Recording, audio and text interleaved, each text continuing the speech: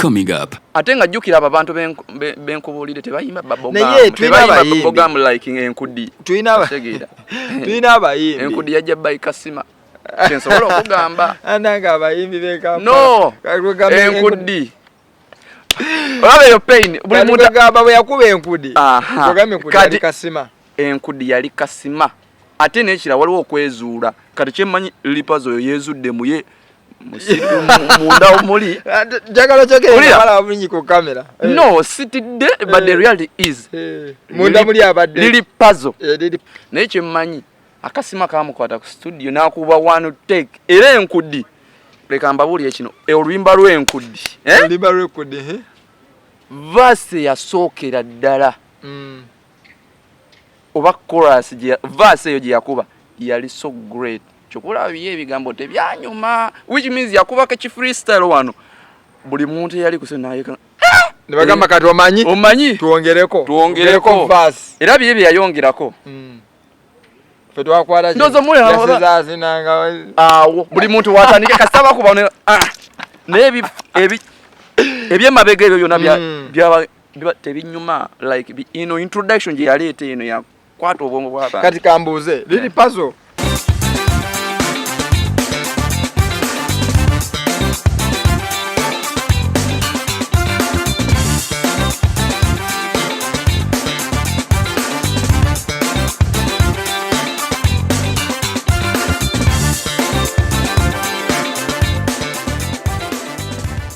Alright, what's up ladies and gentlemen, my name is Fat Farazi. Unakolwalero tuli waneno tukomeo with the Good Lucky Africa.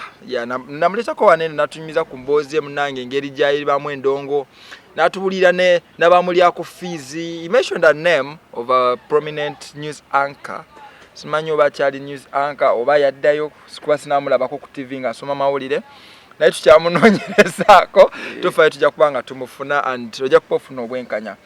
This time tukomeo na mbozi ndala we're going to talk about something big, something next. We want to talk about our young artists, you know. Yeah, because you know these guys really hustle to enter this industry binje bibao. But anyways, before I introduce Good Lucky Africa, yagala kubajukiza mbu tuli ku Brown Skin Events. Yeah, we do photography, we do videography, we have DJing services, we have a DJing school. We also do if like you want to start a podcast like this one, you can also as well contact and then we'll see how we can work it out. Yeah. All right. Good Lucky Africa. Come on. Yeah. Actually, I'm so great kubanga. This is the second time for Kuba. Wow. Ngatumimya shitegeya. Yeah, mnangi nagambi musajja wanga soke tudde munange tulabe. Tudde mtunyumye ku mbozi. Erulite yaggwa yali nyingi. Yeah. Ataka de nako kali katono. Kati wewe tutoka ku myaka ejiwandika ebitabo ate bijja kusukka. All right. Soka we yanjulire eriyo mulabi akutegeere. Yeah. And Good Lucky Africa. Yeah, actually my name's the Good Lucky Africa. Banta Good Lucky Africa. Ndi muyimbi. Behind loli sakugamba bingi naye ndi muyimbi ndategera ko oli muyimbi wali kaskali oli kinyozi kati mundongo ndi muyimbi ndi songwriter shitegeera video editor yeah production yongenda ko katono. Okay, engeje yogedde ekyo kya songwriting before gena wali ku mulamwa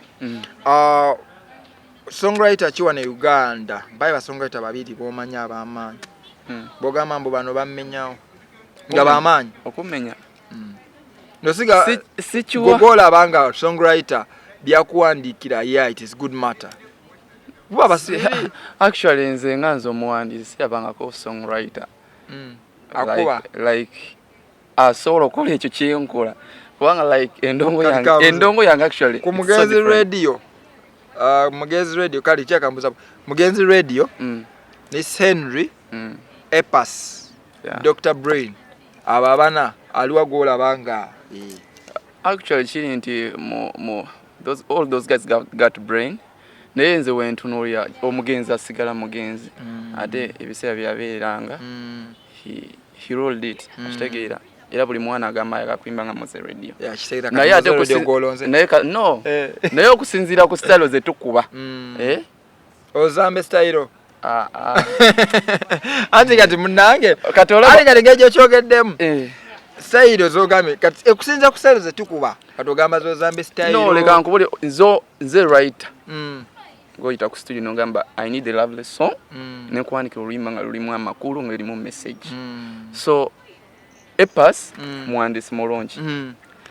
Dr. Brain bawandika bulungi kubanga when you listen to their lyrics nije ba flowing ye muntu asobola okugamba like njagala mpandike nga like abazungu bali ne bakola ekintu nga kiri international kwegamba bakabi okitegeera so I think I fall into the two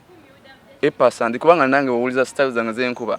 sirete nyimbe zitali mu makulu Epas ne radio okwa okitegeera naye kati omwana wajja nakuwa sene nagamba nkuwadde akakadde kamunjagala mpandikire rhyme ngezo zambe ogana ebyo sibikola I'm not a zigoba naga abayimbi no olaba nze omuntu akuma brand sagala ogende eri ovimba ogambe mu Good Luck Africa yampandikidde oluyimba ate nga oluyimba nga bogus work okitegeera okay anyways sigambe mbwe nyimbe ziriko bogus work but yeah olaba actually nali ku black market I've been writing for the black market guys naye sikiwamba nalimba wandikiddeko enyimba ez'ekisulu ate mujja kuwulya enyimba ezo nga zifuluma walabaddeko mu black market ng'embosi waginyumiza life yange kati baginyumizaako kati ya ndongo kwa kati cheka twayogera nnyo ku gundi omukadde ku Good Luck Africa but anyways ensonga kyenjagala twogereko leero njagala ompe emboozi ku muyimbi atandika omanyi tubeeraawo tutuli bayimbi bangi abaliwo like buli omu azuukuka like everyone is an artist okitegeera me that's what I believe era kyensobola okugamba Uganda egenda kutuuka like each and everybody can sing ate nga buli muntu asobola okuyimba because if I say that everyone is an artist we have people nga ye akola music waliwo abaana bajja mu studio nakola music naye nga amukuba yeka tayagala mutunda ayagala mukuba yeka buno byatugamba Katatumba akubira abakyali be music tulina olinga she's a good mimer she can do covers waliwo abakola covers tulina abayimba live band tuvula Kampala tulinawo zi karaoke abuli bakuterawo mic nga abaana bayimba buno oyo mwana banange singa abadde kale nga yagendako mu studio nakola oluyimba tubungamba mbu abayimbi bangi like everyone is an artist like that's what I'm trying to mean so njagala mpe kumboze yo gwe nga gwe that you're not yet tonaba kusamba kaji wano mu Uganda njagala mbulire being an upcoming artist oba being nga your journey you to become an established artist biki bye muyitamu bibanyiga naye abaana bayitamu bintu bingi kwa mwana sacrifice okera ku macha nofuna that mind like nyakola oluyimba abaana nowandika oluyimba down ekisookera ddala sente that hard thing nadala kale oli asule muyenga ngali PK Planned Kid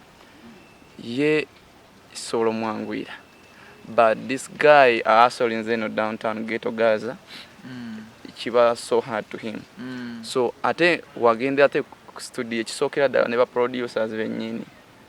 olaba kizibu okuzula bright talent kigege kyobola abaana abasinga naddala abawala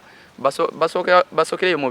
biyigwe wakeeyo ne bayimbira eyo okola amaloboozi kalatefa abalenzi you have to look where there is a forest when you know kulekana biki eyo kitegeera you have to know that I fall in this, I sing this. Kati waliwo abaana abamu batasobola okumanya amaloboozi gabege bakozesa mu music ye just ayimba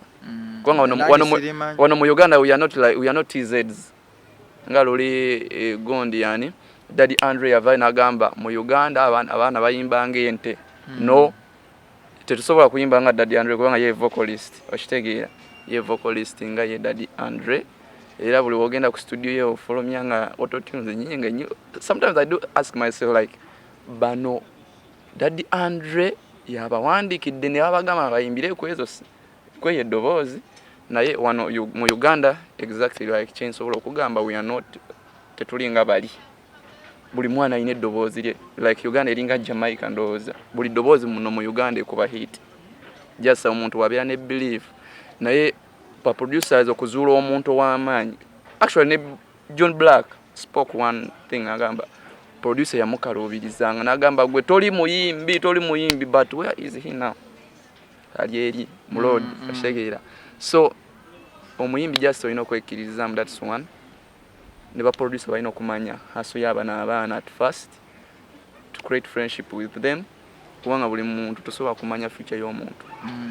so abaana batoba nnyo ate ne mu kutoba waliwo ate ng'ovudde mu production eno audio juke olina ogitambuza video kati ya focus so expensive so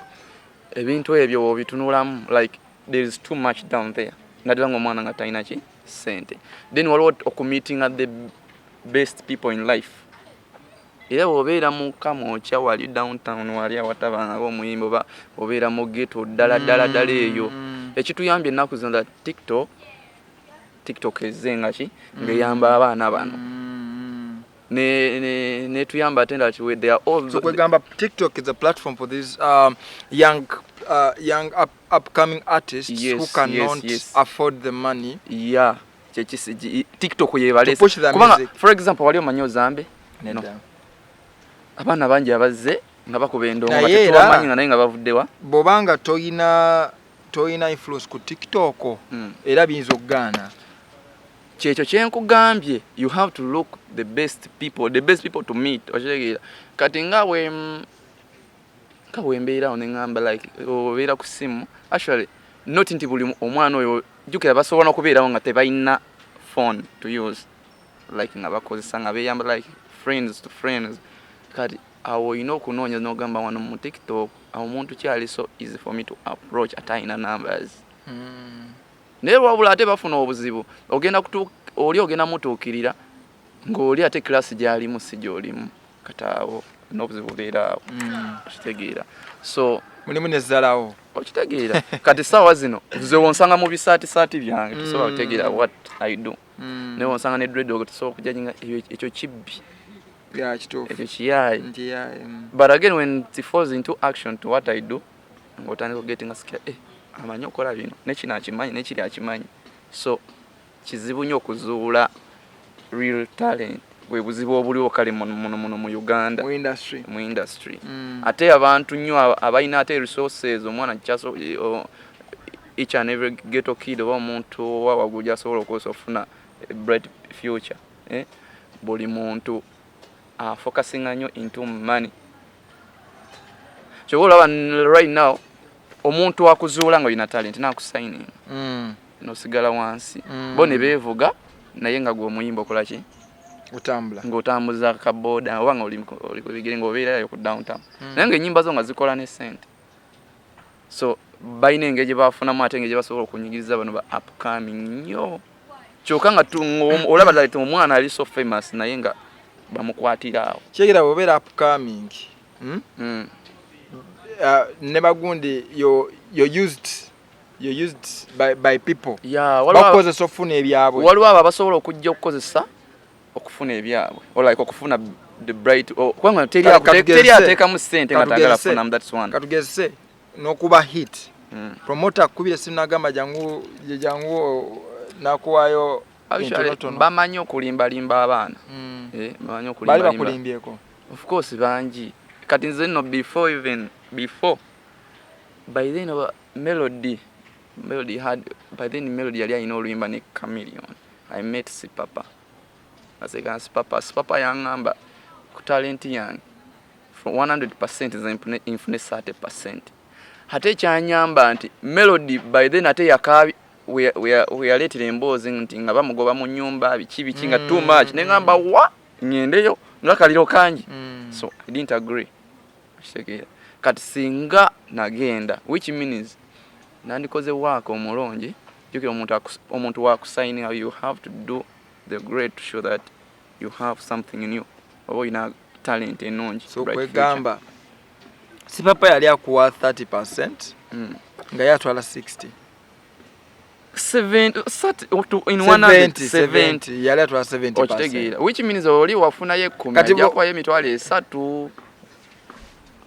naye nga actually akuwa bino agamba emmotoka yiyo givuge naye remember you don't own that car webanga oli ovaawo ogenda neki ennyumba agenda kusasulira sometimes bagana n'okusasula amayumba ago n'otoba Olimba. okitegeera. I think abantu bonna bawulira ekyatuukako ku melody. So what you're trying to say is that the managers they get and use people's talents. Ne bakukozesa. Yeah, naddala na ku draining na kujja mu sente. Kitege naddala aba manager abayina amanyi abayina names actually abayina heavy brands. Yoshege last time twawulira Grenade bamubuuza man sente biki baba complaining that ufunye sente biki n'agamba nange nyina omuntu alya ku zange nange sinaba kulya I have never earned from my music wabula waliwo akola ki aziryako. So meaning that abantu nera manager bakuwadde cause when nyumba nyenkuwe emotoka I set a status for you. Now ebyo bimpe I'm paying rent amkuwa mafuta hulira ebyo byonna bimpe straight osigning that emyaka gyange wegituuka like to live nga oba netaga okori emyaka gyange zino zetusayininze kasita zituuka pa I'm going to own what you give me okitegeera but ate bo ne bakuwa you live nobanga omuload contract wegwako nga batwala ebyabwe ng'already bamaze okunyunyunta kwegamba ensonga lwaki abaana bava nnyo mu record label ne kuba manager ne bakaaba n'amaziga nasawo ye handling okitegeera lwakuba abasinga baguma bugumi ne bafuna other side what businesses. For example simanyi actually agamba ye ali fine with the ne label ye naye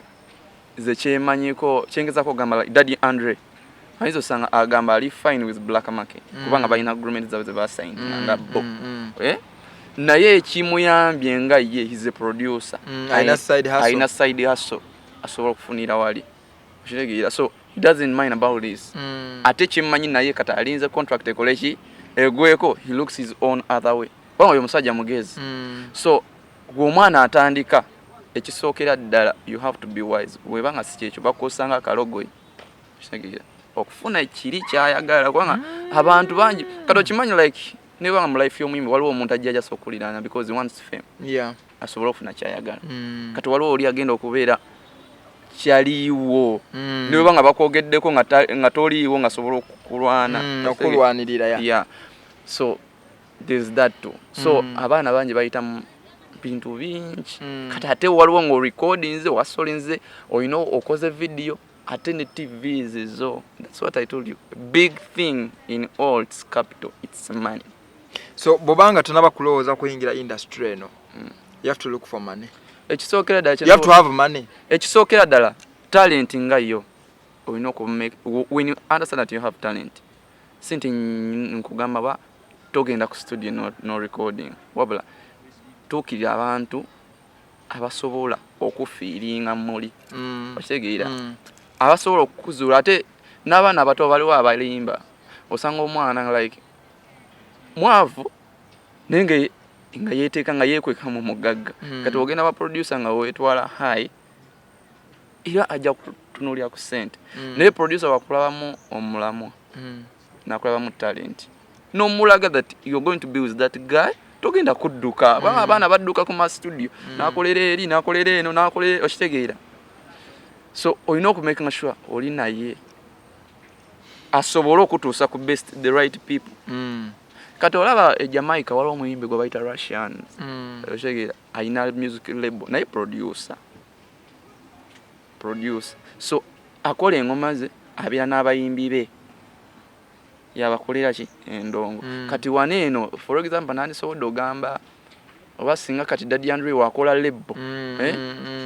asobola okugamba ono muyimbi wange olina okurecording nga wano teri kugenda ewalala kati ebyo basobola okukola in their agreement okitegeera kati ate ekitaliimu waneeno abaana bajampinga oli akuba n'oli akuba ate bo bafa kulinnya ate babana abasajja abakoze amannya bo tebafaayo they are after money omuntu wasamba akajji aba focusinga ku ki ku ssente manya galo tutuddeeko katono wali eri ogambidde omwana alina okuba nga alina ssente okuba nga ayingira industry should have enough money capital kati olaba tulabe abayimbi bangi ng'ajja nga omugagga alina ssente ezikola buli kimu ezipushinga music ezikola naye music yakyaganya otambula sigenda kwogera manya naye nga abayimbi obamanyi abamu bamanyi balina buli kimu naye nga music yaganya kati meaning that tebali talented kati tebali talented lw'ensonga ojja ne ssente music n'omugula nze ngamba omuyimbi yali azzeeko ng'alina ssente ate nga yeewandikira bali luno agula endongo alina ssente yateekamu promotion byakomawa era tebyagenda wala nnyo waliwo n'omulenzo bamuyita ni erinnya njerabidde ate mu bakyala kuba n'abakyala gye bali n'abakyala gye bali but tebasamba akaji ku lw'ensonga music you have to be creative webanga tolimu njagala kubuuza bakoze buli kimu wali olabyeko omuwandiisi yenna music writer nga muyimba agwa wali omuwuliddeko ng'agudde nga talina music atambula leka nkubulye ki nga talina music atambula yes gundi guno omwaka ani nisende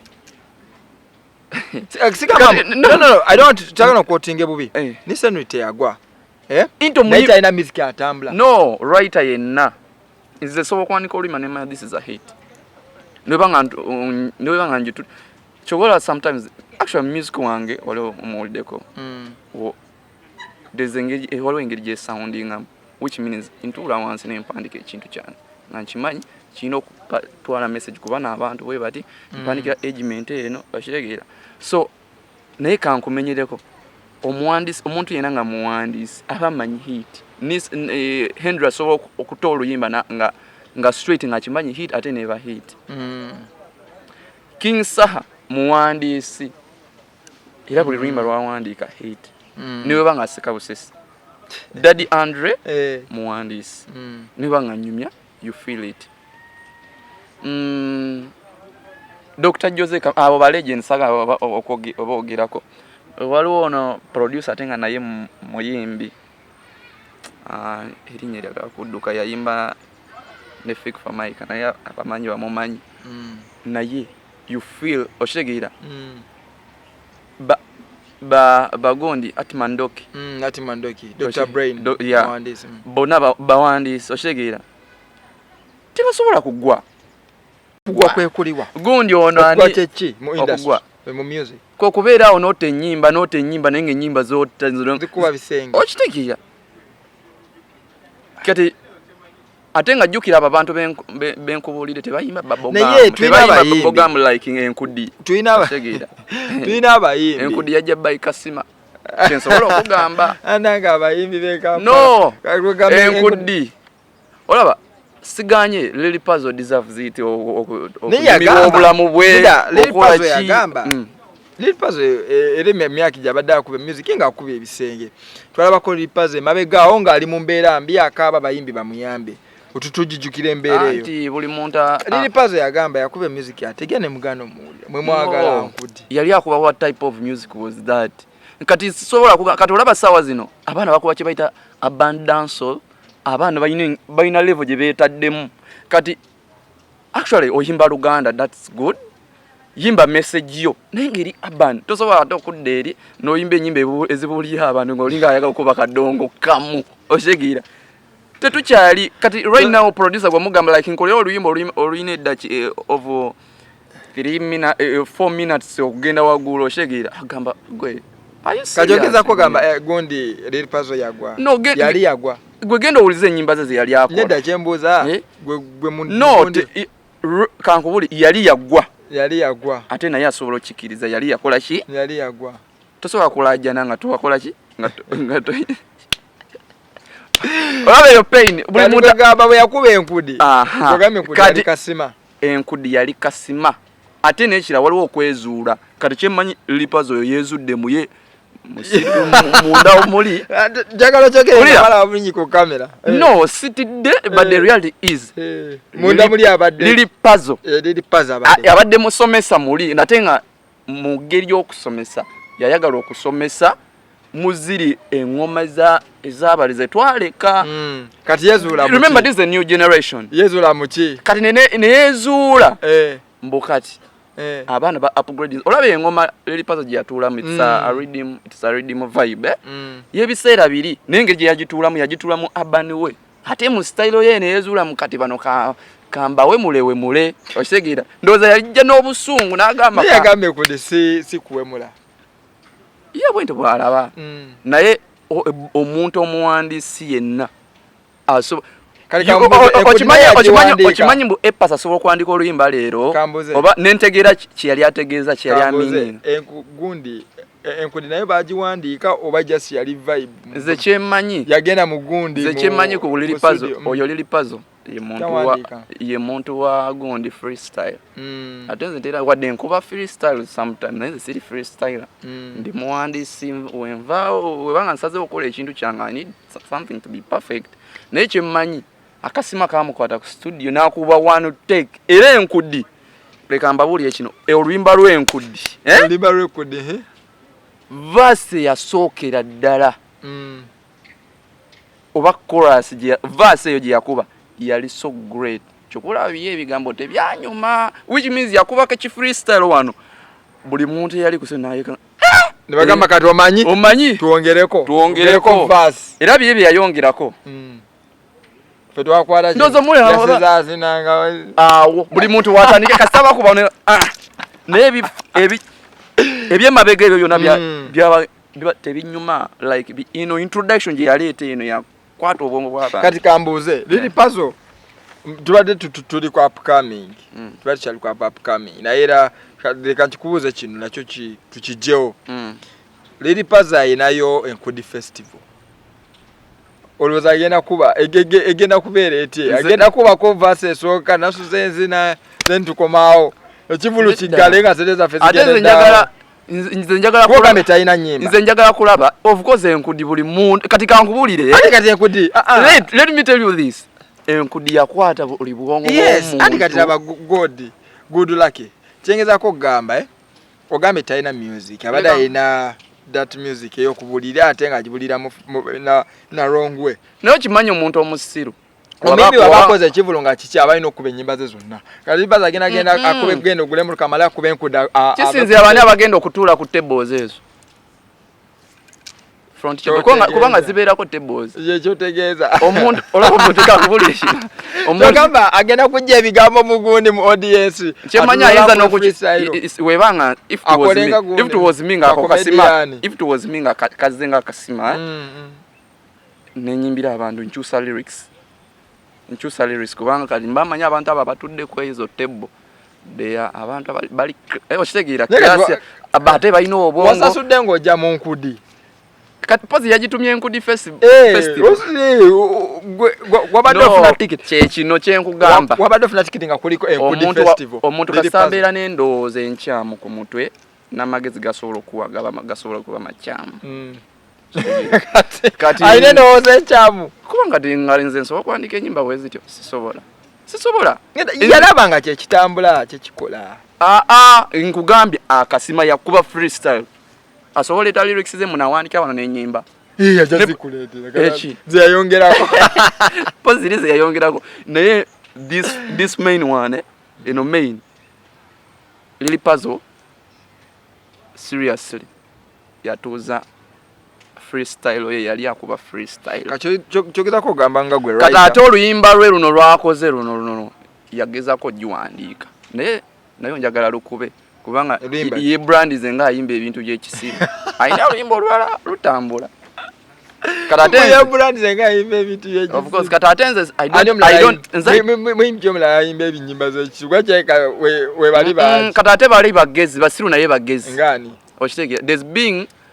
omuziru naye ng'oli mugezi naye ng'okimanyi mu busiru obwo oyagala kusirubaza just kusirubaza abasiru naye nga gw'oli mugezi mu basiru there's that tulina kana akayimba empiso ndese doors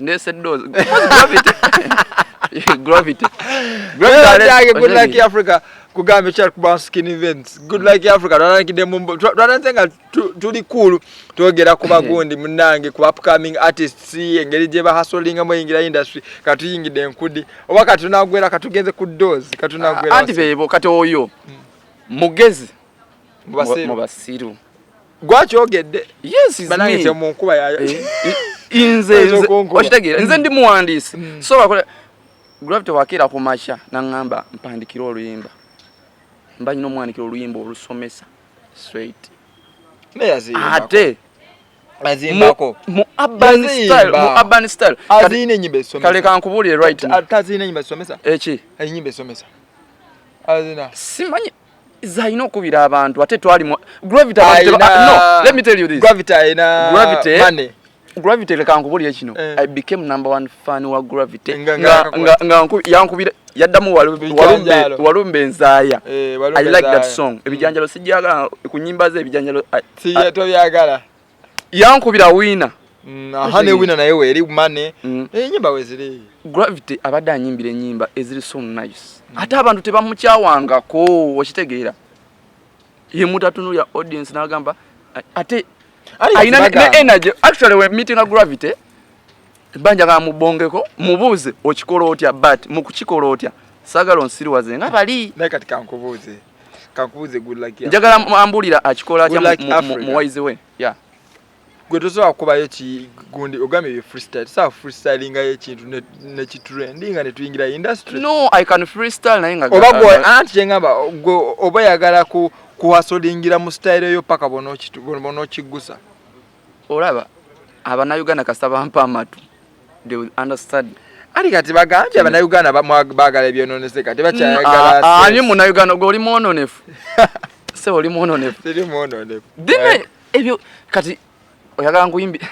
right now kankubulire waliwo abaana abalese new style actually ali kati ye style je enkudi yaliko twatulyawo nga gundi eja nyama jikube engalo naye ne trendinga naye kati tebaso kati olabe enyimba ezo zonna webanga nzo ekigambo tukikube no kati olaba sawa zino nze kati webanga okuteeka mu bracket enyimba ezo zonna ezo zo olaba zo tuulidde abantu bonna bali loko naye teri akubye oluyimba olulinga lwa Mark the Urban life is the greatest gift wanga oluyimba olukusinze borders ate with present kimanyi omulenzi alinnya ennyonyi buli kadde no zambe yalinnya ennyonyi ogenda Kenya oyiza sanga yakosa ne bus genda wano Kenya beba dange batuma muli bazi no that's the reality okitegera kati tosobola kwata enkudi owenkudi omugate negundi okimanye owulira omugate ne Mark the Urban tosobola kikola okimanyi wetwogerera okimanyi nono ono omwana right now ani guna naye asinga enkudi kubanga gwagala wagaze no sindi musagala oluyimbo lusona dukubira mama wange I can't feel that song ngandi n'abantu I can't feel that song ngandi nawe kati kyogamba oluyimbo when they play that song obuka onyumirwa no boss and how do you kunyumira kugambe emikono ju amagulu bagagalika amagulu wagulwe now okay ninyumirwa try it one day atika kula otwala amagulu ogagalike n'ogagalika what does it mean what does it mean nange nodda ate tugenda kwate simena ngeje bagalika put it in a practical way kale ojajicha okay you put it in a practical kwanza kati I don't know checho chenkugambye I can't do it but how when you do it how does it look like it looks bad madness really okay what I was trying to say is enyumira ina kind that but my job is MC yeah I have to keep a vibe otegera me when my audience bagikubire enkudi I have to also no ogenda nabo so kati leka nkusabe ekintu kimu to give a vibe ekintu kimu yo MC obatumira ngabagamba nange classmate buli abadde anyumira n'oluyimba mutumidde okitegera yeah you greet them kwanga bamu tebamanyi kibakola ki kwegamba really was genda deep mbinyo chogola walo oluyimba olwa crossing olwa Gravity in I saw it in a movie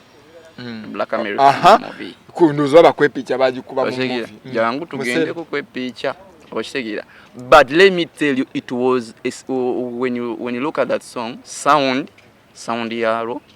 I don't know why yajikolya ku studio ki sound yali nonje kubanga music actually okubeera ku video y'omu oba ku film ekisookera kya basing on its sound ne trendings zaayo kubanga babaagala baddemu bafune those people kwepicha ya trending ebungereza okitegeera kati ya trending ebungereza nze simanyi naye abo abaafuna oyinza osanga bafaani boolira okimanyi mbwe nkudi egenda kukola festival gundi ebungereza soon kubanga bitandikira wano nkudi festival Uganda nkudi festival Dubai nkudi festival n'erinnya nnyo mpaka era wegenda ebungereza mbanja actually I will be on live okulaba abazungu bagenda kibeeramu oba bannayuganda. There's a class of people that can fit there. Oba kale kati waliwo okimanyi waliwo omuzungu asobola kyogamba agenda okwata millions zasasulire emmeeza y'enkudi musiru. Nze kyendowooza babeera mu class eri y'abali like Africa. Yeah. Tetusobola kudda mu music industry ne tutandika okuyimba ebintu yimba oluyimba olugenda kulongosola lastinga kati oloze enkudi ogenda ginyumyako for 3 years oba omwaka gumu kale December ojja kubanga okyawulira enkudi ate era akoze kuluyimba akoze afunye sente akoze beba n'abantu abatufollowinga olaba sawa zino muyimbi yenna omuntu ali wansi olina okumanya ba audience kye kufollowinga Zegira. Audience wengu walili audience balili pazo. Bonga bo. Lili pazo yalita manyi kye baagala. Era bwe yakola oluyimba lwene enkudi n'agiteekayo. Ulira. Ene enkudi yatomera audience eri already nga kati muli class ne gravity audience. Wali abaddeko ku ssomero. Nga class mu class onyo kimanyi wabeerawo bali abaana baagala okulabika so okufightinga nnyo n'amaanyi okubaluulinga olina okulaga mu oli mugezi mukko oba either oli musiru nnyo kati ono teyafaayo kuba omugezi ennyo okuyisaawo ekyamagezi yafaayo kuba omusire nnyo okuyisaawo ekyobusiru bamumanye ne bamutegeera era ne concert bajja kugendayo nze sijja kugendayo lili puzzle nze we musanga nja gamba oli mugeze abagenda of course ndi mugezi ate ebyo sibiyimba era ojjango oyagala okuwandikira oluyimba ngoze ngoyagala okuwandikira oluyimba I can't write that shit omuze na shit bole mukambo obusungu no mazima that's what I can tell the real customer ndaba okitegeera wegambe kudogiganye ozamba omuganye tojja ngoyagala ennyimba zino eziwemula ezo z'enkudi eso enkudi ewemula kati enkudi eki enkudi si kigambo kigambo evaawa kale kiri ku dictionary yawa kiri ku dictionary yawa kati gundi yakijja walere paso koza kungamba yakolawo ekigambo yakolawo his own statement yakijja ekisooka lili pazo tamanyi kwogera French lili pazo tamanyi oba omanyi otya yali ndiko bulire ekitufu amanyi okwogera Olufalansa lili pazo amanyi okwogera Olulingala kale amanyi okwogera oba Olusopi oba biki oba ngambe ki oyo lili pazo amanyi Luganda oba ne Oluswahili alugezaako n'Oluzungu lwalwo kubanga yayize yakwanye n'omukazi by the way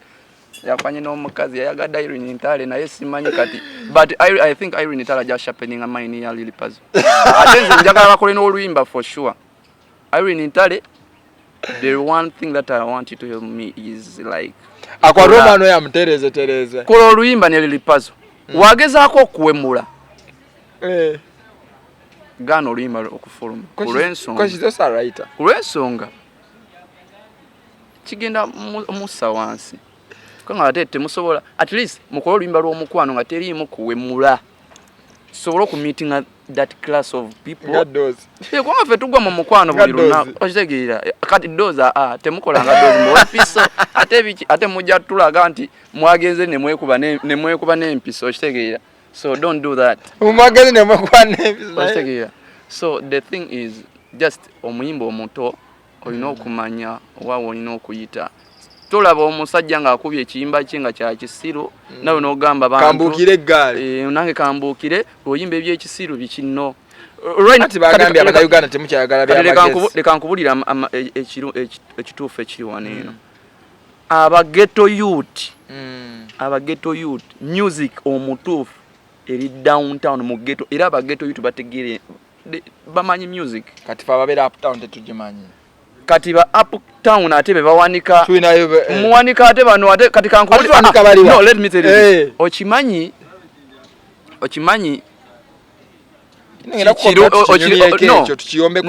no leka nkubulire kino okitegeere ogenda kukomawo ku show tukyogereko bulungi okimanyi kyangu nnyo okusirwaza omwana w'omugagga dano ghetto youth kubanga yo already abeera munda mugundi mu surrounded area kwegamba gwe bigamba biwulira kuba ze bade simaina kumanya ngeje bagalika bati okitegeera kata okimanyi because oluyimba onyumirwa no the thing is nze mikono overnight babeera bagagalika kati tini practical mikono wagulu magulu ne bakola ki ate nsimanyi ngeje bagalikamu magulu kyekizi now do it and pause then you otyo muyimbo nogamba what kind of artist is this ebintu byogenzako promoting ate bwentyo alright kale nga tumba so the thing is chengeza ko gamba omuyimbo omuto yena like focusing amanya kichokola what you do today kyekigenda long lasting music doesn't die music lives okitegeera ng'ojja kufa music wesigale ojja kufa ng'ozadde ng'omwana agamba nga n'omwana nga alina talent era tajja kufollowinga your music ojja mugamba yimba gambe ate nyimbe nga gwe tato yimba bino okitegeera onedo mana izo chusa kati andi kati kyekyo waliwo omuyimba omwana we yamugamba I don't listen to my dad's music which means omwana yalaba ki itawe music we bogasi abaana olabona abaana basobola okutegera agamba ono taata wange bannange let me follow the other route oguno omulembe ozaala omwana nga muto n'akwata smartphone neyekoya selfie so tetuli ku mulembe gw'amapeesa abaana bagezi so manya kyokola okimanye nti kyokola it's going to long last ate okolerera ensi yo wadde abamu bakolera mawanga gaabwe agamu like tribes naye nze nkolera ensi yange nze nyimbira ensi yange Uganda ate wengendako East Africa nenyimbira East Africa okitegeera bali kati kankubulire kino omusajja akusinkana ku stage omala kuyimba n'omusika baka stage nayagala kukuba ekikondi nagamba otumanyira ffe omanyi age region gyoyimbiramu okitegeera webanga webusoga nagamba gomanyira fe otomanye n'obusoga webanga webuganda nagamba tomanyi watufe baganda nja kusambirawo okitegeera okitegeera asobola okuyita omuntu asobola gwe Kanyarwanda gwe ate nga toli weeyo gwe nogamba ate webanga Munyarwanda which means nyikanyimbire kala aba Africa aba East Africa okitegeera so tulina okumanya what is great for tomorrow nation simalaga yimba so that's advice joa upcoming artists out there then ekisookera ddala webanga olabye omukono ogusobola okuyamba at least weefuge beerako n'empisa okitegeera empisa si nti mbu olina buli kimu olina okuyisaawo ekibuli tekiyamba nga tolina mpisa kati ekibuli kyekyo kisobola okuyamba ate ng'ofuuse omuntu omulala nga olina ssente kyokulaba abantu bagamba mbu biki osanga actually mu downtown mu ghetto osanga omwana nga yogomba kateero naye weegombe kateero vibes kateero nga ng'omanyi yatandikirawa oyo omusajja teyava from nowhere n'atandika okulwanira eddembe ly'abaana nga talina ssente yasooka kunoonya ssente. Alright. So become beera n'abantu nga wewe ekitiibwa noonya ssente then ojja kuvaayo oyogere ku ddoboozi ly'abantu ate togoberera mulembe gwa kuba muyimba gundi for example kati sawa zino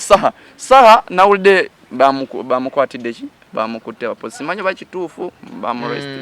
they arrested him naye saha natandika omuwulira mu kayimba ka Sigino nentegeerawo that this guy sings I liked Saha actually abadde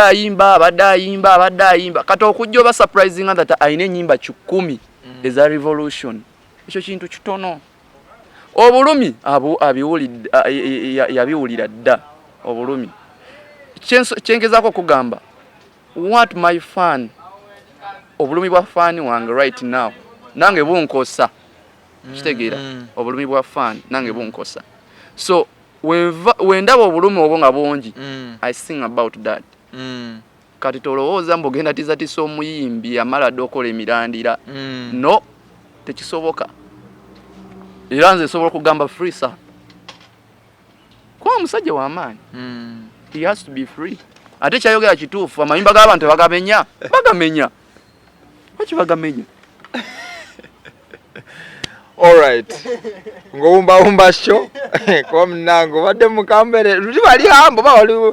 bali hambo munaye leero obukambwe bulinnya no ekudya yakunyiza nnyo anti no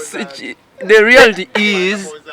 ulira kye bagamba Abanethan agambye ofaanana ozambe azisobola mufaanana sisobola actually waliwo omusajja agezaako okunfaanana naye ate nayo ani radio no bamwita Roger Oates muyimbi akola ku one of the medias naye Roger Oates ngenda kujja eyo nsaba ba Galaxy mbasaba njagala kujjayo twogeremu kubanga nyinza okusaba DNA man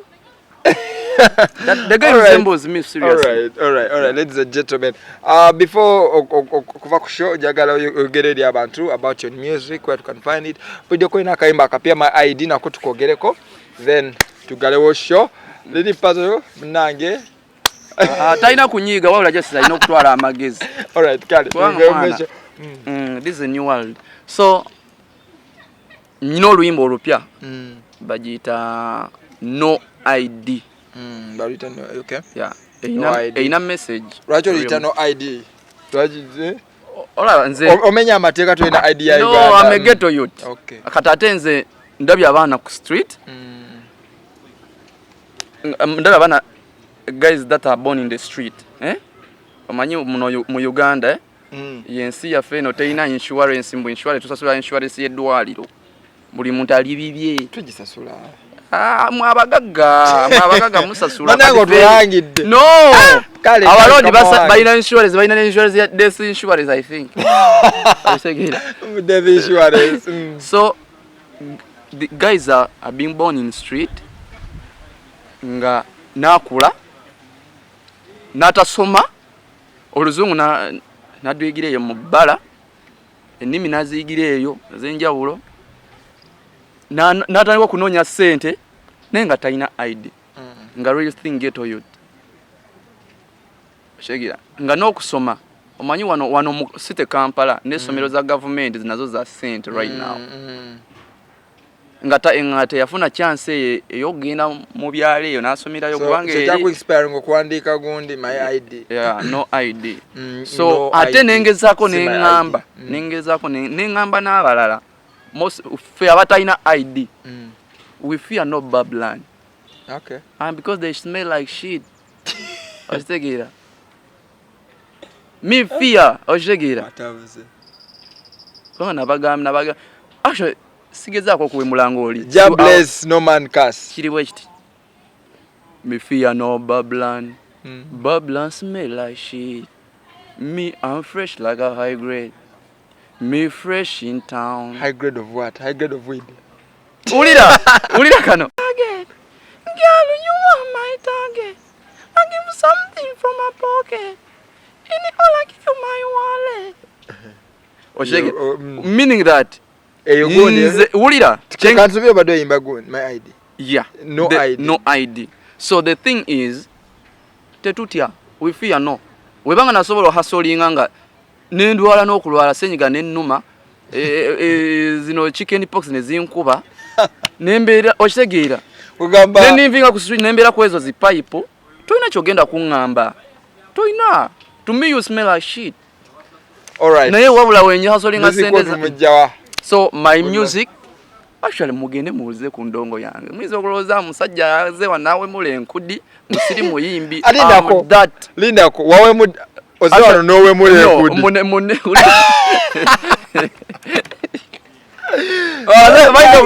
yazze wane nakola ki nachankalanya lili puzzle bikibi kyatenga ina gundi baga kusula gundi ya lili puzzle baka stand no yo I mbadde lili puzzle mbadde nyino mulaga china okola kubanga nkimanyi n'abalaba actually Epas yamugambako nayagala okulwana but I'm team Epas tatuyimba ebyo byekisiru era bigende eri but the thing is music wange brand new audios ziri ngoba nya kusatu naku zino nziteekayo ku audio mark genda follow me ku audio mark Good Luck Africa GUD LUCKY no sembyayo Africa kubanga kagambo Africa buli muntu asobola kawandiika so YouTube genda ku Yellow Fairy Music oba typing ako Good Luck Africa baja kuletea nyimba zange list of course then ogende ku Boomplay social media all streaming platforms music all social media platforms TikTok amanya gange Good Luck Africa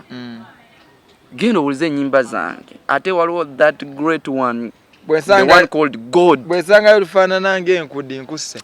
alright ladies ebyo sibikuba ebyo alright ladies and gentlemen tubadde waneno ekisasi mbadde ne Good Luck Africa lera abadde mukambwemu bwe twatwogera emboozi munnange yali sokka badde simanyi mba asanovaamu omwasi bwati era mukambwe I don't know what happened emboozi ezimu nno ziba za bulumi so you have to be cool but anyways I want to shout out all our subscribers munanga subscribing abeyama ne ugama mande kangene subscribing to Brown Skin Events like comment and always giving back feedback banange tubeyanze ege njagala kutumirako my dear one aliao California and aliao California Panorama City mnange hope you're having a nice time yeah keep watching keep subscribing yeah mnange tubade kwa Brown Skin Events every Thursday to be on we talking about lots of things, have lots of shows. Trust me, Brown Skin Events YouTube channel we're going to sing a variety of shows. We're going to sing a collab show, we're going to sing a like story times, we're going to sing a entertainment. We package for you, make sure that our tetude kaimo ntu yenna. Nubabera mwana we package for everyone on Brown Skin Events. Ali nyongero baji kizamu guno mwaka gwenyini emyezi ja masao tugenda kubanga celebrating our 1 year and our 1 year okubanga channel etambula ne 1 year nga batu bachano so tugenda kwa celebrating tugenda kwa celebrating ebintu bibiri atwa namwe muino obulumi enafe tulina obulumi naye ate nange njaga kwebaza abo abawagidde bachali bange abo abayimba obubi then Lily Puzzle actually mugende muwagire Lily Puzzle tulaba abo abali kweyo team tulaba abo abalina obwongo okuba mu class eno gye tulimo yendongo waliwo so abageto YouTube mwenna bana kuita okuwa platform oyimbe ku stage togenda so no tojagenda ku Ngudi Festival kwelekejja mu Ngudi Festival waliwo ebintu ebimwe byenja kukyusa kubanga ekisookera webanga bampise mu Nkudi I have no song wemula kati ngenda wemula yoche alright ladies and gentlemen see you next time it is what it is keep locked in Brown Skin Events mugende muwagire Lily Puzzle wanange Good Luck Africa